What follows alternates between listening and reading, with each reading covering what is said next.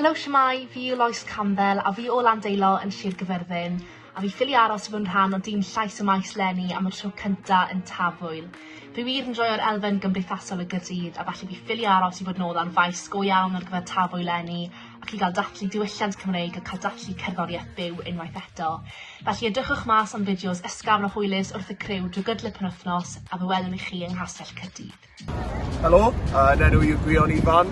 Fi'n dod o Landysil sy'n yng Ngorllewin Cymru. A fi'n edrych ymlaen ar gyfer Tafwyl leni oherwydd fi'n credu bydd yn neis gweld artistiaid newydd sydd wedi rhyddhau creion gwych yn y flwyddyn ddiweddar yn cael perfformio'n fyw eto yn wahanol i'r flwyddyn diwetha. Achos Covid, felly fi'n edrych ymlaen yn fawr iawn. Be o beth yw'n Gaerdydd? O beth yw'n Gaerdydd? Tafwyl. Fi yw Steff a Leonard, fi'n dod yn Treforys yn Abertawe, a fel Gwion fi'n edrych ymlaen at cael gweld perfformiadau byw eto a rhoi cyfle i sîn gerddoriaeth Gymraeg i falle adfywio ar ôl Covid yn iawn. A'n hoff beth i am Gaerdydd, yw byw gyda hwn, probably.